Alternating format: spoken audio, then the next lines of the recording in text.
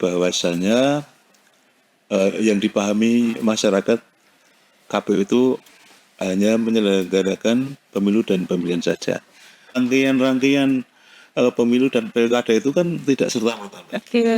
Mulai penyusunan daftar pemilih, bahkan sosialisasi itu diperbarui, 3 bulan sebelumnya terbarui, 3 bulan selanjutnya terbarui, dan itu tentu kita bekerjasama dengan pihak PLN juga.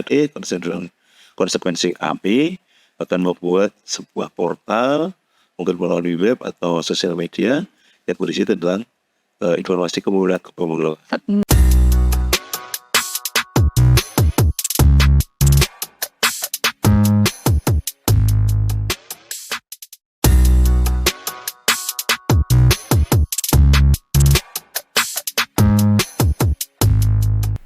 Assalamualaikum warahmatullahi wabarakatuh. Halo saudara pemilih, senang sekali saya Puri bisa hadir menjumpai teman pemilih dalam podcast KPU Sukoharjo, KPU Menggoda, mengobrolkan demokrasi kita. Tempat di mana urusan pemilu bisa dibahas dengan santai tapi tetap berbobot. Nah, pada podcast kali ini kita bakal mengupas tuntas nih pertanyaan yang bikin netizen bertanya-tanya. Setelah pemilu dan pilkada, kerjaan KPU ngapain aja sih? Nah, ini pasti yang bikin pertanyaan, wah, di kantor KPU ngapain aja nih? Ada orang nggak nih? Atau mungkin nggak ada kerjaan setelah pilkada?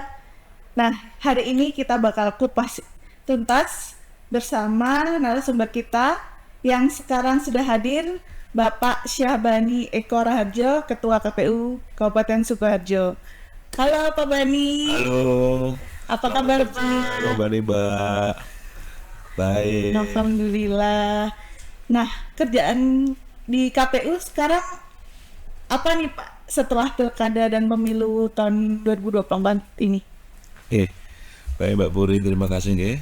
Saudara pemilih, bisa kami sampaikan ya bahwasanya yang dipahami masyarakat, KPU itu hanya menyelenggarakan pemilu dan pemilihan saja. Padahal saat ini pemilu dan pemilihan kepala daerah sudah dilaksanakan. Dan pengertian seperti itu sepertinya hanya sebatas selesai pemilihan sudah selesai. Padahal rangkaian pemilu dan pilkada itu kan tidak serta-merta. Mulai penyusunan daftar pemilih, bahkan sosialisasi itu direncanakan jauh-jauh hari sebelumnya, termasuk pemeliharaan data pemilih berkelanjutan ini setiap 3 bulan nanti diperbarui, 3 bulan sebelumnya terbarui, 3 bulan selanjutnya terbarui, dan itu tentu kita bekerjasama dengan pihak PLN juga, dengan Dukcapil, dengan masyarakat. Dan artinya apa? KPU setelah pemilu dan pemilihan kepala daerah itu tidak berhenti bekerja, tapi terus-menerus secara simultan, maraton tetap berjalan. Nah, Pak Bani, boleh di-share dong gimana sih gambaran pelaksanaan pemilu dan pilkada kemarin di Sukoharjo? Aman, lancar, apa ada drama gitu nggak Pak? Saudara pemilih ketahui kan bahwa di Sukoharjo ada satu pasangan calon sudah terpilih, sudah menjabat. Tidak ada permasalahan hukum. Artinya saudara pemilih bisa menyimpulkan sendiri bahwa pelaksanaan pemilihan kepala daerah di Kabupaten Sukoharjo berjalan dengan aman, lancar. Alhamdulillah. Tapi untuk partisipasi masyarakat Sukoharjo sendiri gimana Pak? Setelah pas pemilu kemarin tuh meningkat atau berkurang atau stabil-stabil aja nih Pak? Kalau kita bandingkan dengan 2015 kita jauh lebih tinggi ya.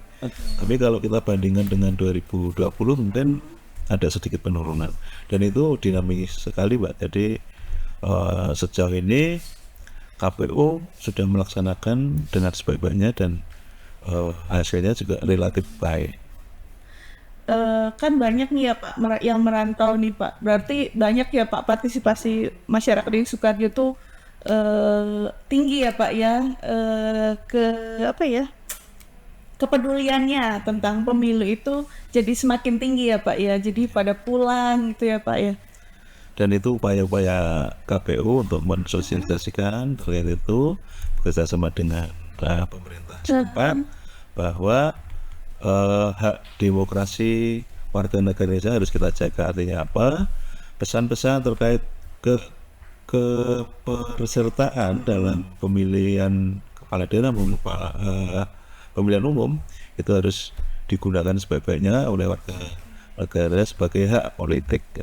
Tapi ada apa sih tantangan yang paling berat yang dihadapi KPU tuh pas pemilu kemarin, Pak? Ya kalau tantangan ya relatif sama sih ya. Artinya apa?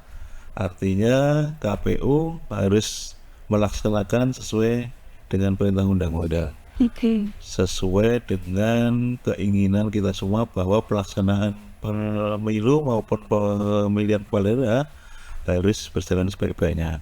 Dan tentunya itu kerja keras KPU baik itu dalam menyampaikan informasi pada masyarakat, melaksanakan pemilihan pada hari H itu harus dilaksanakan sebaik-baiknya, baik itu persiapan logistik, persiapan rekapitulasi dan lain sebagainya harus dilaksanakan sebaik-baiknya.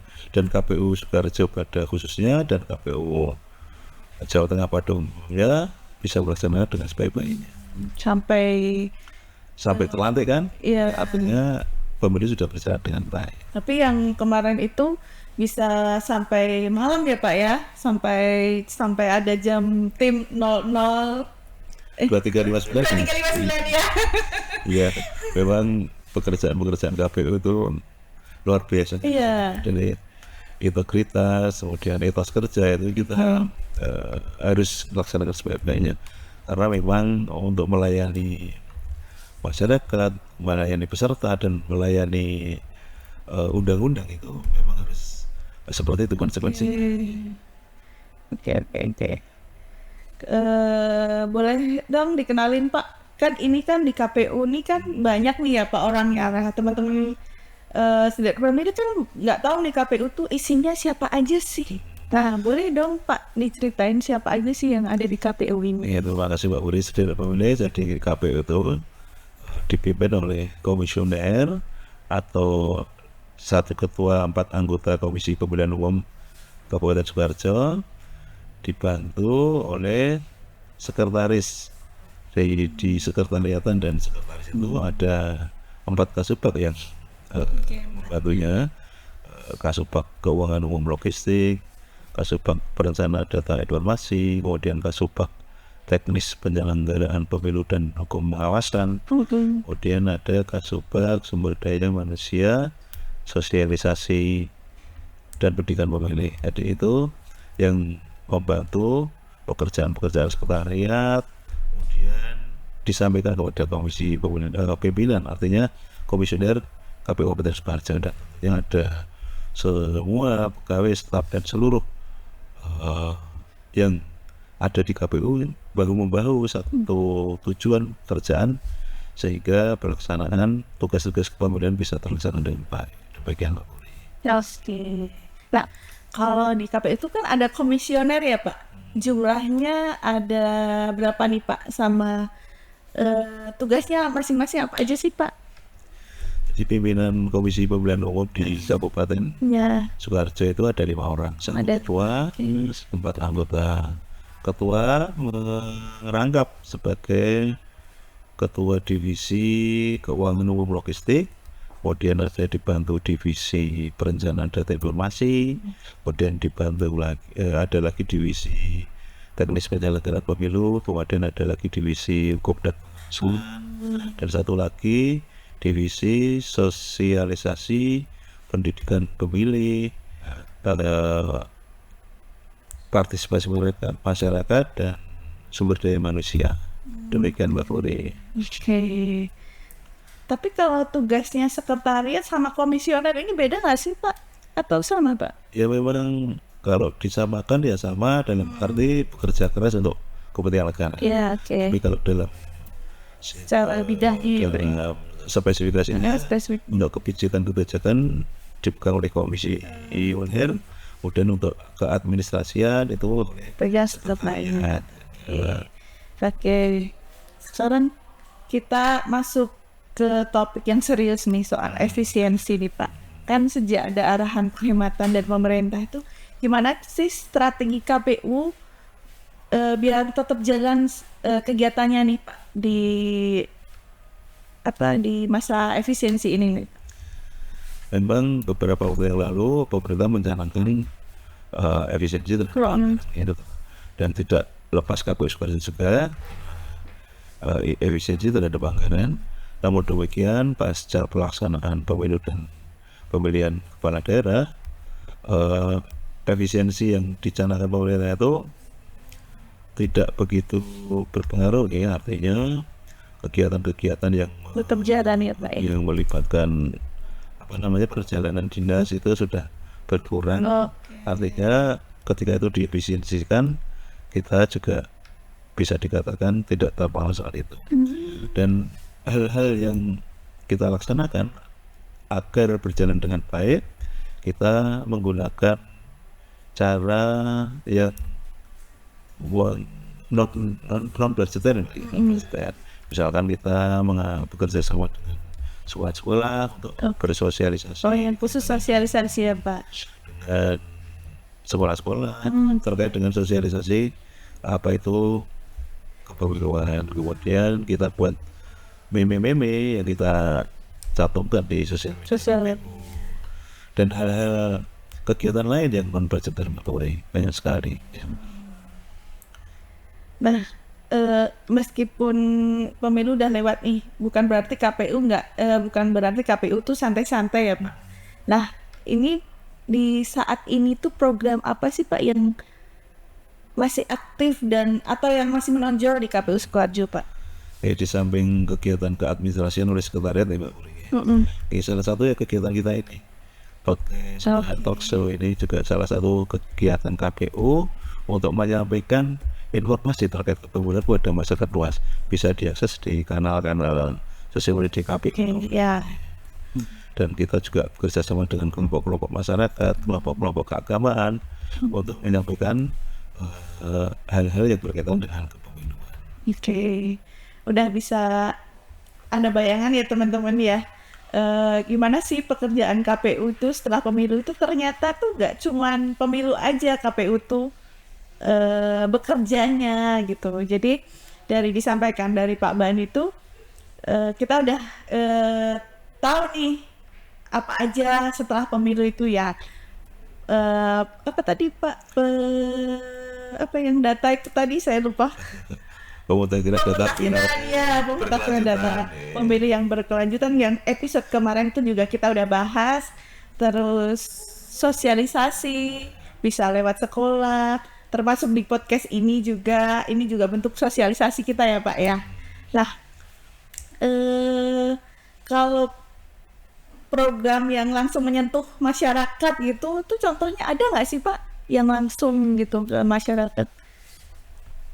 KPU Kabupaten Sukoharjo sejauh ini sering kan mengadakan kegiatan dengan kelompok masyarakat, kelompok pemuda, bahkan kita terbuka luas ruang KPU rumah pentas pemilu untuk masyarakat. Jadi kita membuka kesempatan terhadap pelajar, terhadap pemuda, terhadap kelompok masyarakat yang menginginkan informasi tentang pemilu, silakan bisa hadir, bisa berkunjung ke KPU Kabupaten Sukoharjo. Justru nanti akan kami jawab semua pertanyaan-pertanyaan yang terkait dengan kepemiluan dengan sebaik-baiknya. Jadi nggak perlu malu ya Pak datang ke KPU kalau ada pertanyaan yang berhubungan dengan pemilu, pilkada, bisa langsung ke kantor KPU ya Pak, dan pasti dilayani ya Pak. Pasti dilayani, karena KPU melayani. Oh iya nih. KPU melayani. Betulnya ya Pak, KPU melayani. Nah, kalau ngomongin inovasi nih Pak, di KPU Sukoharjo punya apa nih Pak? Inovasi yang mungkin biar masyarakat tuh makin deket dan nggak kaku sama KPU atau yang berhubungan dengan pemilu, pilkada gitu. Ada nggak sih Pak inovasinya Pak? Sejauh ini KPU memang bagaimana caranya KPU itu ada di hati masyarakat. Iya. Ya caranya ini kami melalui divisi sosialisasi pendidikan pemilih itu memang secara simultan bekerja dengan kampus-kampus, bekerja sama dengan sekolah-sekolah, kelompok masyarakat, komunitas-komunitas, yang di situ nanti akan kami sampaikan informasi-informasi terkait dengan kepemudaan secara interaktif. Nah, jadi kalau sebetulnya kita menjawab, ternyata kita memberi pengertian. Oke. Nah, buat kedepannya sih, nih Pak, apa rencana pengembangan inovasi atau ada program baru nggak Pak, yang perlu ditingkatkan dari yang sudah sekarang ini? Terkait itu kita ikut zaman saja. Ikut zaman, karena sekarang zamannya digital dan bisa diakses dari tangan kita melalui handphone, yang di situ ada sosial media, ada web KPU. Jadi masyarakat mungkin dengan teknologi ini bisa lebih praktis untuk mengakses informasi kepemiluan. Dan tentunya nanti konsekuensi kami akan membuat sebuah portal, mungkin melalui web atau sosial media, yang berisi tentang informasi kepemiluan. Jadi biar gampang ya Pak, informasi itu bisa langsung dapat nih didapat ke teman-teman sederek pemilih. Nah, balik lagi nih tentang efisiensi Pak. Nah, kalau nih kan tadi udah dijelasin kan Pak, kegiatan yang berhubungan dengan kepemiluan itu tidak berdampak sama efisiensi ini. Nah, kalau boleh jujur nih Pak, tantangan yang paling berat selama masa efisiensi ini ada nggak sih Pak? Ya, memang beberapa kegiatan itu kita laksanakan melalui daring. Oke. Kalau sudah dikurangin tadi ya Pak, dari efisiensi itu memungkinkan kita tidak bisa mengundang masyarakat atau kelompok masyarakat, komunitas menyatu dalam satu forum. Artinya kita membuat inovasi kita melalui daring. Tapi menurut Pak Bani, hal itu tuh bisa masih efektif nggak sih Pak? Kegiatan yang dilakukan secara daring ini tuh masih efektif nggak? Sejauh ini kami kalau mengukur efektivitasnya, kami mengundang kelompok masyarakat, kelompok komunitas mengikuti pertemuan melalui jaringan. Itu upaya kami untuk mengantisipasi atau mensiasati bahwa informasi yang wajib kita sampaikan tidak terhenti efisiensi. Tapi tetap bisa memaksimalkan ya Pak ya, meskipun efisiensi tapi kita bisa maksimalin lah ya Pak ya. Seru banget nih hari ini bisa ngobrol banyak. Terima kasih Pak Bani atas obrolan serunya hari ini. Terima kasih Pak. Sama-sama Pak Bani. Oke, buat kalian yang ngira KPU tuh cuman kerjanya di saat pemilu aja, nah ini udah dijelasin kan di podcast ini. Kalau KPU itu nggak cuman saat pilkada atau pemilu aja. Jadi kerjaan KPU itu nggak cuman sprint, tapi juga lebih ke maraton ya Pak ya, yang kayak disampaikan Pak Bani. Bagi kamu yang suka podcast ini, jangan lupa share ke teman-teman kalian. Tag KPU Sukoharjo juga boleh. Dan jangan lupa like dan subscribe YouTube KPU @Sukoharjo KPU. Sampai jumpa di podcast KPU Menggoda selanjutnya. Assalamualaikum warahmatullahi wabarakatuh. Waalaikumsalam warahmatullahi wabarakatuh.